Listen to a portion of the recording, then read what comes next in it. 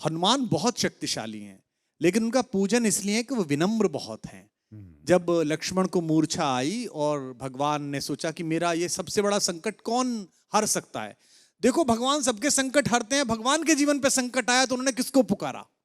उन्होंने हनुमान से कहा कि तुम जाओ और संजीवनी लेके आओ। तो जब आकाश में हनुमान चले तो सूरज निकला हुआ था। आकाश में तो सूरज होता ही है, दिन कभी डूबता नहीं है। हमारी माँ पृथ्वी हमें गोदी में लेकर हमारे पिता सूरज की ओर से पीठ कर लेती है। माँ को दोष दे नहीं सकते तो पिता को दोष देते हैं कि दिन डूब गया है। दिन कभी डूबता नहीं है, दिन तो निकला रहता है। सूर्य कभी अस्त नहीं होता। कैलाश भैया ने गाया, क्या बात है, क्या बात, क्या कभी अंबर में। तो बेटा सूरज कभी डूबता नहीं है। तो सूरज आकाश में मिला, और अगर सूरज इधर निकल जाता जहां लक्ष्मण लेटे हुए थे तो भगवान के जीवन का सबसे बड़ा संकट आ जाता।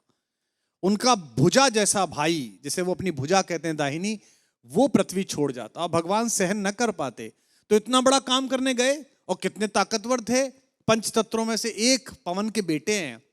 सूरज से मिले तो उन्होंने कितनी विनम्रता से बात की। रवि भाई सूरज से बोले, हे सूरज इतना याद रहे संकट एक सूरज वंश पे है।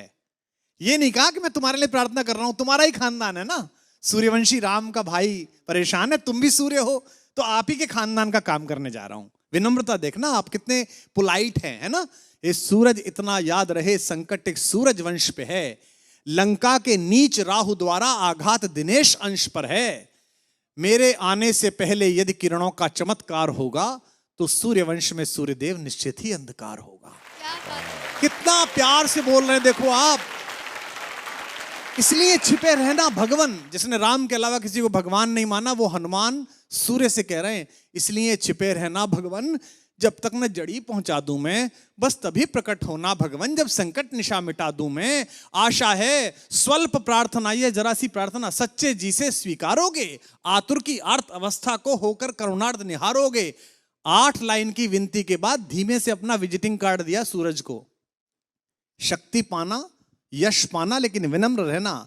आशा है स्वल्प प्रार्थना ये सच्चे जी से स्वीकारोगे, आतुर की आर्त अवस्था को होकर करुणार्थ निहारोगे। अन्यथा क्षमा करना दिनकर, अंजनी तने से पाला है, बचपन से जान रहे हो तुम हनुमत कितना मतवाला है। अन्यथा क्षमा करना दिनकर, अंजनी तने से पाला है, बचपन से जान रहे हो तुम हनुमत कितना मतवाला है। और धमकी भी कैसी दी।